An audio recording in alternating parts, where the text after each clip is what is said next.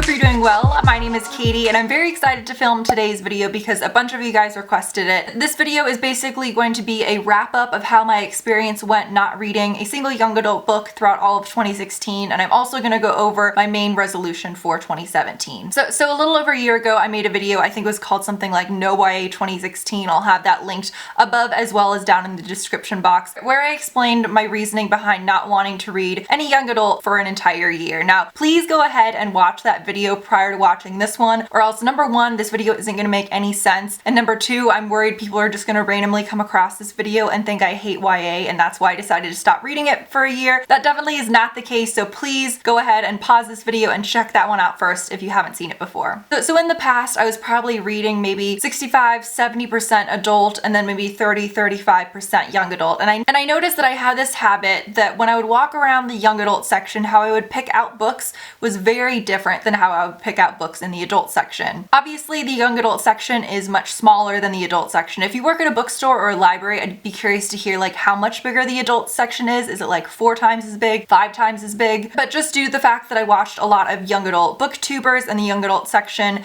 isn't massive, I would walk around the young adult section and recognize probably like 75%, 80% of the books. So I would constantly find myself, for example, recognizing a book just because it was hyped up on BookTube, like say Delirium, for example. And I would see that book and I'd go, oh, I know what that's about. It's this dystopian, it has to do with romance. I saw tons of 5-star reviews about this. And I would end up picking up that book, not because I was personally interested in the content, but just because it was easy to pick up because I recognized it and it was just hyped up on BookTube. So basically with young adult, I was always picking up books more so because of hype and not generally because of the content on the inside. Whereas this year when I was solely reading adult books, the way I would pick out books was much different. So I'll give a couple examples of how my reading experiences and kind of book hunting experiences went this year based off of my 2 favorite books that I read this year. So first, my favorite book that I read this year was a horror novel, kind of a throwback, a slow burn, very eerie, called The Elementals. I didn't pick up that book because of any hype surrounding it whatsoever. I'd been really interested in finding underrated horror novels that I didn't think you guys had maybe heard of or read before, and after a bunch of hunting I came across that book and ended up loving it. And for my number 2 favorite book of the year, getting back to that point of just the adult section being much bigger, when I walk around the adult section I don't recognize the majority of the books whatsoever. So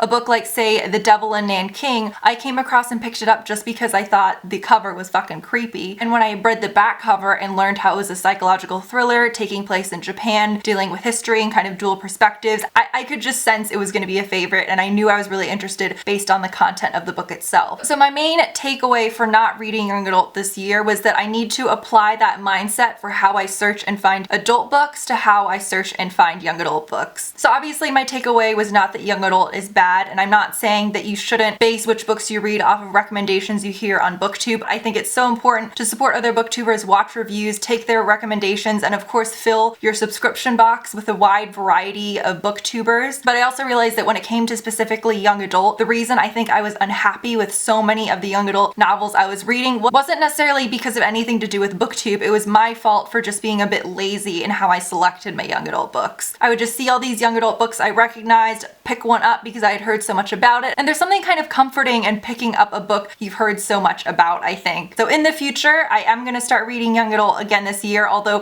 for those of you who also do prefer adult, don't worry, I'm sure this channel is going to stay like 80-90% adult books, but I'm not going to close myself off to the young adult section. I'm just going to shift my mindset for how I pick books in that section. And one thing I should also say is I'm not trying to say that the hype and excitement surrounding books and BookTube is bad. That's not the case at all. I think that's a really unique, special aspect of the BookTube community, but I think just for me personally, sometimes it would cause me to be a little bit lazy. Now I'm going to get into my 2017 reading resolutions, or actually it's just one, so it's really reading resolution. But I'm curious to hear from you guys, which young adult book do you think I should check out first? Because I'm going to be honest, I was walking around the young adult book section in my favorite bookstore, Second and Charles, a couple days ago, and I realized that I didn't recognize like any of the titles. I think my subscription box has also kind of shifted in terms of the types of book reviews that I watch. So I have literally zero idea what's going on in the young adult community. So I'm curious, is there a young adult book you've been wanting me to review that you think I would like? I'm definitely going to do my investigating, of course, as well, but I'd love to hear what you guys think. So in terms of my 2017 reading resolutions, I actually can't remember, and it was silly of me to not look at this prior to filming this video, but I didn't look back to see what my resolutions were for 2016. I'm pretty sure, even if I never said it in a video, that one of my goals was to read more diversely. I thought I had read more diversely than I did, if I'm honest, because a couple of my favorite books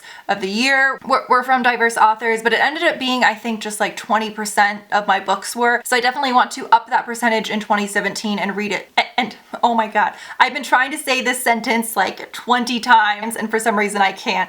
And for 2017, I would like to have at least 30% of the books I read be by diverse authors. That's what I couldn't say. So I definitely want to up that percentage, and the video I'm filming right after this is a book haul where I found, actually when I was at a bookstore recently, a ton of books by authors, people of color, so I'm super excited. They're ones I've been wanting to read for a super long time. On top of that, I found them on sale, which you guys know I'm cheap, so that's very exciting. So I hope you guys enjoyed this video. Definitely let me know your thoughts on this and what kind of your habits are for how you select books. I'm gonna head off and film that book haul, and I will see you guys soon. Bye.